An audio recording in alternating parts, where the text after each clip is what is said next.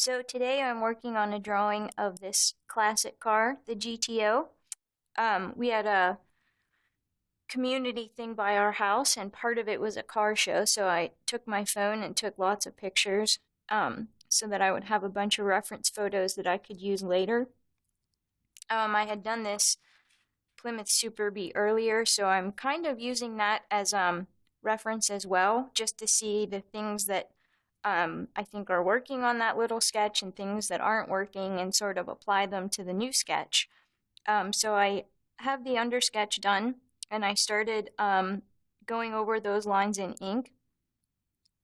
So for example, one of the things I want to recreate is this heavy sort of shadow under the car. I think those dark areas are working. I want to use a bunch of color again and a bunch of these sort of extra elements around the outside. And so another thing I wanted to mention is that the materials, so lately I've been using a lot of markers and color, which I don't usually do.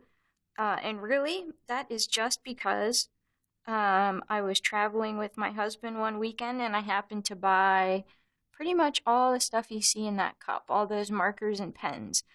And so really, just because they were sort of new and I was very excited about that, I wanted to use them for a lot of stuff. And also, I think it's good to sort of switch it up sometimes, just to try new stuff or different stuff that you're not really used to. Just because I use the pencil a lot doesn't mean I should only use, the pencil to do those drawings. Sometimes it's fun to try something else, sort of see how it works out and have fun with it. So really, I'm just going over my initial sketch,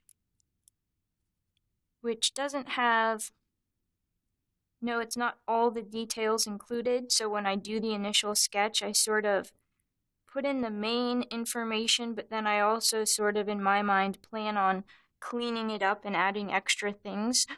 So for example, here in the front of the car, I didn't sketch out all of those lines, or all the lines for the headlights. I just sort of put in, okay, here's basically where it goes, and I can sort of add the details when I'm actually inking it, right? And same thing with some of the other parts of the car. I can worry about adding the details when I'm actually working on that part. As long as I know they're sort of drawn in basically the right place, that's all I'm really worried about. And classic cars are fun because they have so much personality. And I'm not very good with knowing what every car is, but that's what my Twitter friends are for.